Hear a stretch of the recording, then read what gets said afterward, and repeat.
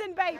Anybody want a marker? Hurt, sadness, and broken hearts are expressed on this board for 31-year-old Romeca Meeks-Blackmon. I am broken.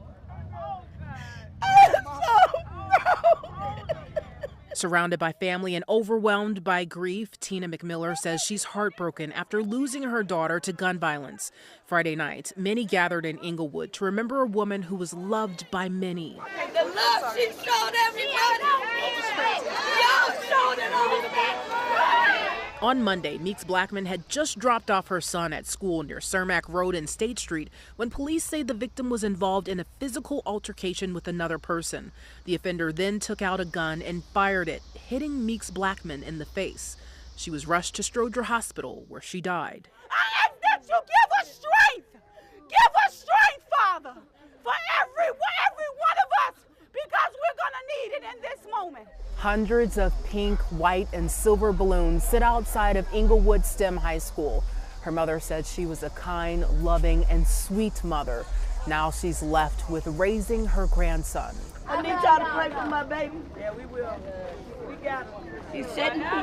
He has sat down. He don't want to be around nobody. Chicago police say the person taken into custody after the fatal shooting has been released without charges. Her family is eagerly seeking justice. Romeca, also known as Big Meeks, was soon released among thousands of other balloons. Reporting in Inglewood, Sade Gray, CBS News, Chicago. I want justice. She didn't deserve it under no circumstances. Gripped with grief, Tina McMiller's loved ones embraced her tightly as they gathered across the street from the intersection of Cermak Road near State Street, where her 31-year-old daughter, Romeca Meeks-Blackmon, was fatally shot Monday morning after dropping her son off at school. We want justice. Described as kind, sweet, loving, very supportive, and an amazing mom, Romeca was working and studying to become a nurse. Right before her death, police say a fight broke out. The suspect, who sources say Romeca knew, allegedly pulled out a gun and shot Romeca in the face, killing her, according to CPD. My baby was dropping her baby out to school. And what hurt the most is I didn't get my morning phone call. Police say since Monday's arrest, the offender has been released without charges. They wouldn't share further details other than saying they can't comment on specifics of ongoing investigations. The family is unaware of what the police are doing, so we can't answer those questions. What we would like is that justice come in the form of accountability. As the family seeks justice, community organizers are putting pressure on lawmakers to ensure laws meant to help curb violence are effective. They're also challenging them to do more. The state of Illinois, we're calling on them to open an office of civility.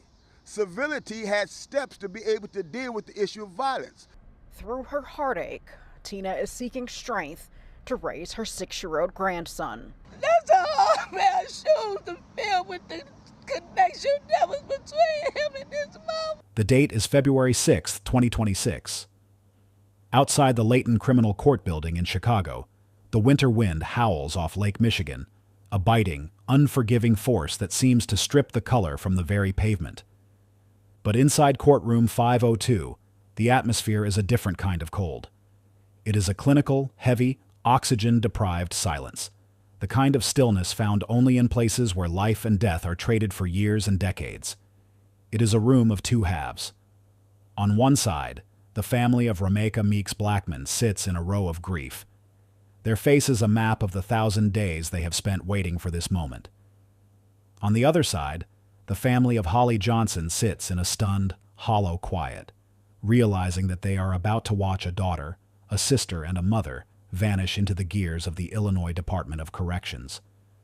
At the center of this frozen room stands Holly Johnson, the woman the digital world once knew as Quadajah. In 2024 and 2025, she was a figure of defiance. Her social media was a gallery of filtered bravado, sharp edges, and a persona that seemed to thrive on conflict. But here, in the cold light of 2026, the filters have been stripped away by the hand of the law. This is the first stage of what we call identity erosion. Holly's hair is matted and dull. Her skin has taken on the sallow grayish hue of someone who has spent years under flickering fluorescent lights, and her eyes are fixed on a single scuff mark on the floor. She is no longer a hunter. She is a ward of the state. She is a number in a database, a biological unit whose only remaining purpose is to serve as a vessel for punishment. Judge Peggy Chiampas leans forward. She doesn't just read a sentence.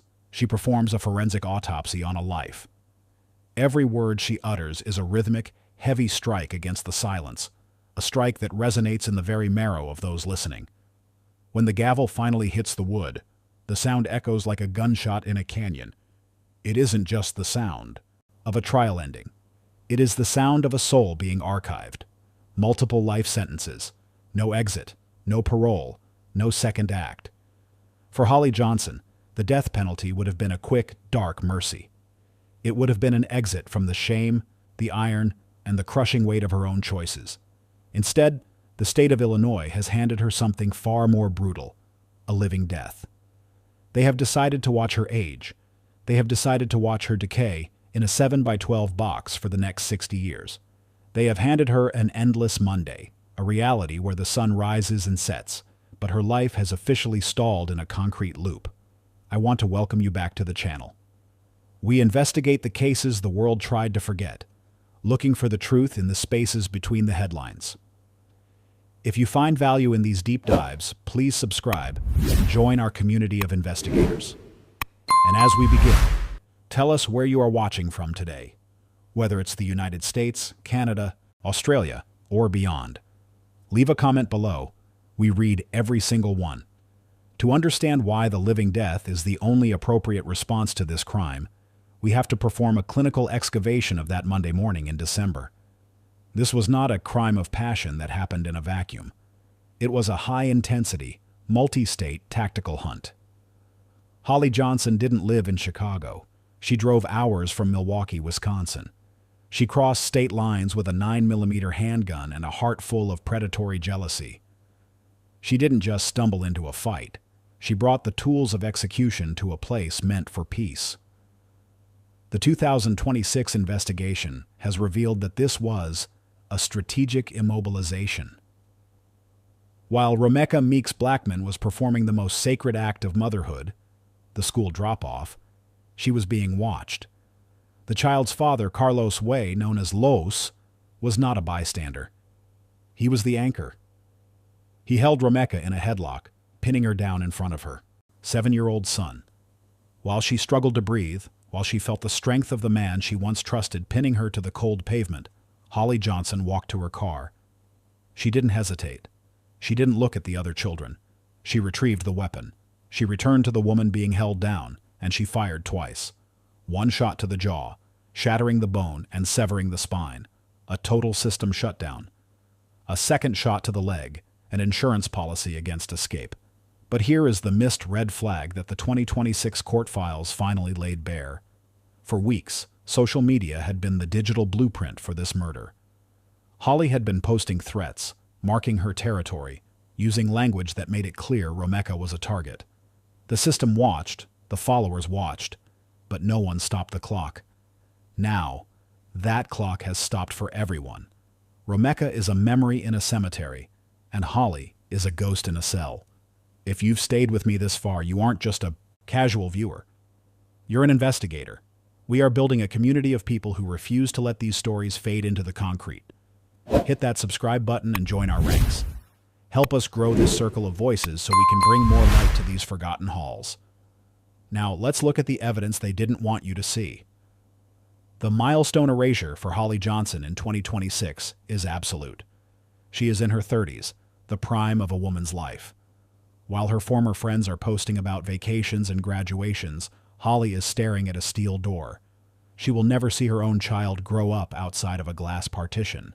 She will never choose her own clothes, her own food, or her own company. She is experiencing a social erasure that is worse than death because it is experienced in real time. She is forced to witness her own irrelevance. Inside the walls, the dehumanizing routine is her only companion. The lights flicker on at 5 a.m. with a buzz that vibrates in the teeth. The smell of industrial-grade bleach is the only air she breathes. In the prison hierarchy, Holly occupies a dark tier. Even among the violent, those who bring murder to a school zone are reviled.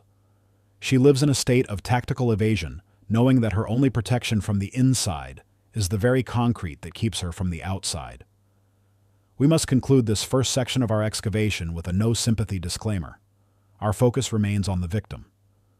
Romeca Meeks-Blackmon was a woman whose life was archived by a 9mm round.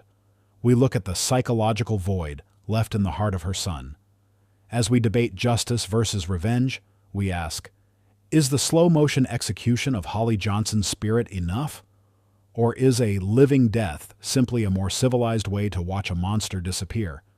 To understand why the living death is the only appropriate response for Holly Johnson, we have to look past the courtroom drama of 2026 and back into the dark mechanical gears of the crime itself. This was not a crime of passion. Passion is heat. This was cold. This was a tactical hunt. To truly grasp the level of premeditation, we have to travel 90 miles north of Chicago to Milwaukee, Wisconsin. This is where the blueprint for Romeca Meeks-Blackmon's execution was drafted. Holly Johnson, known to the world of social media as Quadajah, wasn't a local resident who got caught up in a street fight. She was an interloper. She lived in Milwaukee, a city that served as her base of operations. In the months leading up to December 2025, Holly began a process of social stalking. She wasn't just checking Romeca's Instagram, she was mapping her life. She was learning the rhythms of Romeca's day, the location of her son's school, and the exact moments when Romeca would be most vulnerable. The 2026 investigation revealed that Holly had crossed the state line into Illinois multiple times before the shooting. These were dry runs, reconnaissance missions, designed to ensure that when the time came to pull the trigger, there would be no mistakes. This brings us to the clinical high-intensity role of Carlos Way, also known as Los. In the narrative of this living death, Los is the architect of betrayal. He was the father of Romeca's 7-year-old son, a man who held the keys to her schedule and her trust. While Holly was the weapon, Los was the bait. On that Monday morning, a day that should have been defined by the mundane safety of a school drop-off, a trap was sprung. Romeca pulled her car to the curb on State Street. She was a mother in motion, thinking about lunchboxes, homework, and the winter coat her son needed. She had no idea that a 9mm handgun was already crossing the city limits, destined for her jaw. Witnesses from the scene, whose testimonies have become the backbone of the 2026 legal finality, describe a scene of calculated terror. As Romeca stepped out of her vehicle, she was immediately intercepted by Los. This wasn't a conversation, it was a strategic immobilization. Los allegedly placed Romeca in a headlock, a physical restraint that served two purposes. It prevented her from running, and it signaled to the hunter that the target was ready. Think about the psychological horror of that moment. Romeca is 31 years old, petite, and focused on her child. She is suddenly pinned by the father of her son, unable to move, unable to breathe. And then she sees it. She sees a car pull up. She sees Holly Johnson, a woman she had seen only in the flickering shadows of social media threats, step out onto the Chicago pavement. Holly didn't run. She didn't scream. She walked with the clinical, rhythmic pace of a professional. She reached into her vehicle and retrieved the 9mm. She didn't fire from the safety of the driver's seat. She wanted to see the life leave Romeca's eyes. She wanted the satisfaction of the kill. The minute-by-minute timeline reconstructed by the Chicago Police Department shows that from the moment Los grabbed Romeca to the moment the first shot was fired, less than 120 seconds had passed. It was an execution performed in the blink of an eye, yet it was the result of weeks of predatory planning. As the children of the South Loop lined up for class, as teachers opened their doors, Holly Johnson closed the distance. She walked up to the woman being held by Los and she fired. The first shot was a clinical shutdown. It struck Romeca in the jaw, the bullet fragmenting and severing the spinal cord. This is what the 2026 autopsy calls the silent blow. It rendered Romeca unable to scream, unable to plead, and instantly paralyzed. But Holly wasn't finished. She fired a second round into Romeca's thigh, shattering the femur. This was the insurance policy. Even if Romeca survived the headshot, she would never walk again. She would be a prisoner in her own body. After the shots were fired, the reality of the living death began to settle in, not just for the victim, but for the perpetrators. Holly didn't flee the scene in a panic. She stood there claiming she had a concealed carry license, a chilling attempt to use the law as a shield for a lawless act. This was the ultimate professional deception. She believed that if she followed the rules of firearm ownership, the state would overlook the fact that she had just executed a mother in a school zone. But the state of Illinois, in 2026, would prove her wrong. By February 2026, the case against Holly Johnson and Carlos Way had moved past the he said, she said of witness statements. It had moved into the cold, unfeeling world of biological certainty. To understand the living death that now consumes Holly, we have to look at the scientific evidence that the defense tried desperately to bury. This is the section where the professional deception of Holly's self-defense claim meets the wall of forensic science. The defense's primary pillar was a narrative of fear. Holly Johnson's legal team argued that she was a woman caught in a violent, chaotic struggle, that Romeca was charging her, and that she fired her 9mm weapon in a moment of survivalist panic. But in 2026, the Cook County Medical Examiner released a document that acted as a silent witness from the grave. This was the autopsy of the stalker. The most damning piece of evidence in that report wasn't the location of the bullets, but what wasn't there. In the world of ballistics, we look for gunshot residue, or GSR. When a firearm is discharged, it releases a microscopic cloud of barium, lead, and antimony. If you are standing within 3 feet of a gun when it fires, that cloud settles on your skin, your hair, and your clothing. It is an invisible fingerprint of proximity. The autopsy of Romeca Meeks-Blackmon revealed a total GSR Void. There was not a single grain of residue on her body. This is the scientific smoking gun. It proves with 100% certainty that Holly Johnson was not in a struggle. She was not being charged. She was standing back, likely at a distance of 6 to 10 feet, safe, calculated, and removed, and picking her shots like a hunter in a blind. This was a distance execution. The self-defense shield shattered the moment the lab results were read. Holly didn't fire to save her life. She fired because she had a clear line of sight and a heart full of cold, clinical intent. But the forensics were only half of the betrayal. As the 2026 trial progressed, the prosecution opened a vault of evidence that the public had never heard: the secret audio recordings. Romeca Meeks-Blackmon knew she was being hunted. She wasn't just a victim. She was a woman who was building a case for her own survival. In the weeks leading up to her murder, Romeca had been recording her interactions with Carlos Way, also known as Los. One recording, captured just days before the shooting, is a chilling blueprint for what happened at the school. In it, you can hear Los's voice, heavy, intimidating, and full of a quiet, vibrating rage. He wasn't just arguing about child support. He was issuing a social erasure threat. He told Romeca that she wouldn't be running things much longer. He spoke about Holly as if she were a weapon he already had in his pocket. The 2026 investigation suggests that Los wasn't just a bystander who got caught up in his girlfriend's jealousy. He was the tactical director. He lured Romeca to that specific spot on State Street. He used the child as a bait attachment to ensure she would show up. I'm just tired of the lies and everything, what they said I did. I know for a fact it wasn't true. I didn't headlock her. I didn't beat her with the door. I only try to defuse the situation. They keep deflecting away from that. And what I did what they saying I did made it sound harsh, and I didn't do that. So we need justice. We need justice to be served too, the truth. And they keep deflecting from it. The most haunting piece of audio, however, comes from a witness's cell phone captured seconds after the shooting.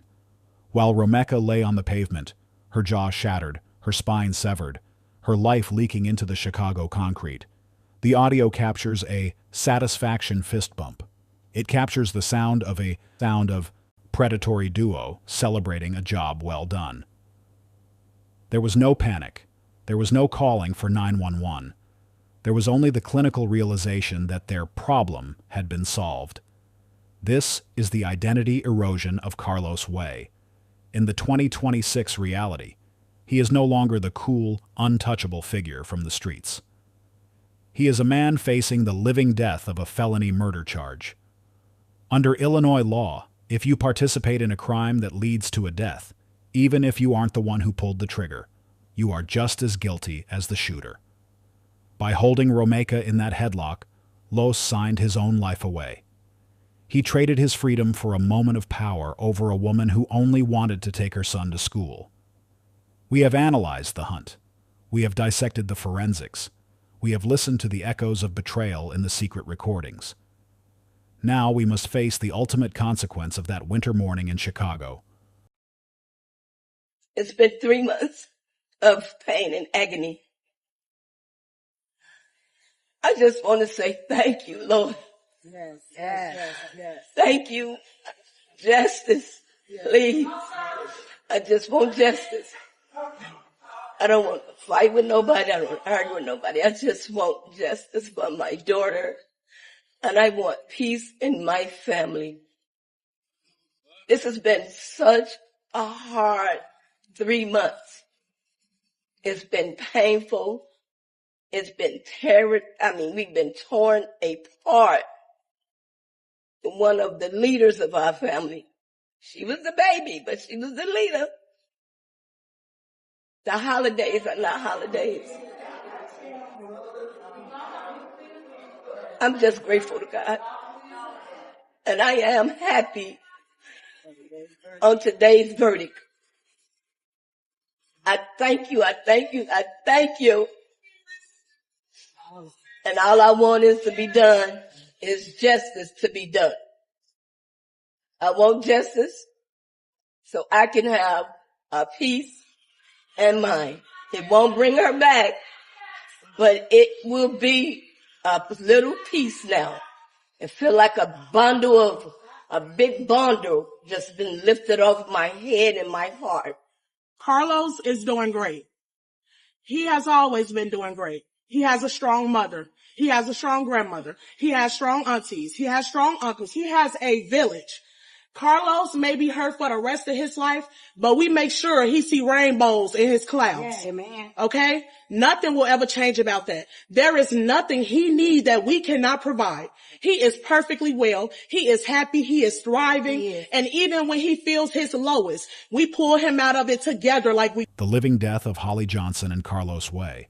In February 2026, the sirens have long since faded. The yellow tape has been cleared from the South Loop sidewalk. But for the perpetrators, the concrete loop is just beginning its first agonizing rotation. To understand the 2026 reality of Holly Johnson, you have to understand the concept of Milestone Erasure. Holly is a woman in her mid-30s. In the outside world, this is the decade of building, the years of career peaks, of watching your children enter their double digits, of family vacations, and the simple, profound agency of deciding what to wear, where to walk, and who to love. But for Holly, those milestones have been clinically extracted from her timeline. Every morning at 5 a.m., the lights in the high-security block flicker on with an electronic hum that vibrates in the teeth. This is the dehumanizing routine. There is no snooze button. There is no choosing your breakfast. There is only the sound of clanging steel and the rhythmic, hollow shuffle of women who have been archived by the state. Holly is currently navigating the prison hierarchy in an Illinois facility, and in the world of the inside, her crime carries a specific heavy stigma. Those who bring murder to a school zone, those who execute a mother in front of a child, occupy a dark tier of the social order. She lives in a state of tactical evasion. She cannot afford to be the Quadajah the world saw on social media, bold, loud, and aggressive. Behind these walls, that energy is a liability. She has transitioned into a digital ghost. Her social media accounts are graveyards of old photos, while she exists as a biological unit in a 7x12 box. Her skin is losing the vitality of the sun, replaced by the sallow gray pallor of recycled air. This is identity erosion in its purest form. If you've stayed with me this far, you aren't just a casual viewer. You're an investigator. We are building a community of people who refuse to let these stories fade into the concrete. Hit that subscribe button and join our ranks. Help us grow this circle of voices so we can bring more light to these forgotten halls. Now let's look at the evidence they didn't want you to see. And then there is Carlos Way. In 2026, Los is learning the true meaning of the fist bump betrayal. He thought he was the director of this tragedy, the man who could pull the strings of two women and walk away clean. But the state of Illinois, using the felony murder rule, has ensured that his life is just as erased as the woman who pulled the trigger. By holding Romeca in that headlock, he didn't just help Holly kill her, he helped Holly kill him. He is facing the remainder of his life in a maximum security warehouse. He will never be a father to the son who watched him pin his mother to the ground. He will never be the king of the streets again. He is a ward of the state, a man whose moment of power cost him 50 years of sunlight. We must conclude this word, excavation, with a no-sympathy disclaimer. Our focus, our grief, and our investigation belong to Romeca Meeks-Blackmon. She was a woman who did everything right. She worked, she parented, and she sought the protection of the law.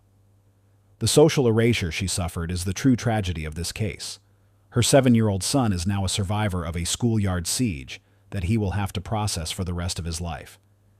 Every time he sees a school bus, every time he hears a loud pop, the trauma of that December morning will resurface. As we stand in the cold light of 2026, we have to ask the final philosophical question. Is this justice, or is it merely a more organized form of revenge? We have placed two predators in a concrete box where we will feed them, clothe them, and watch them rot for the next half-century. Is the living death enough to pay for the silence of a mother? Or is the system just a way for us to archive our monsters so we don't have to look them in the eye? The case of Romeca Meeks is a file in a very dark cabinet, but it is not the only one. In part 2 of this documentary, we are going to look at the Milwaukee secrets, the evidence that suggests Holly Johnson had a history of professional deception long before she met Los. We are going to look at the internal police reports that show why the concealed carry defense was a fraud from day one. And we are going to hear from the families who are still fighting to ensure that the concrete loop never stops for the people who broke their world. If you aren't subscribed, you're going to miss the update that changes the way you look at the justice system forever. Don't get left outside the walls.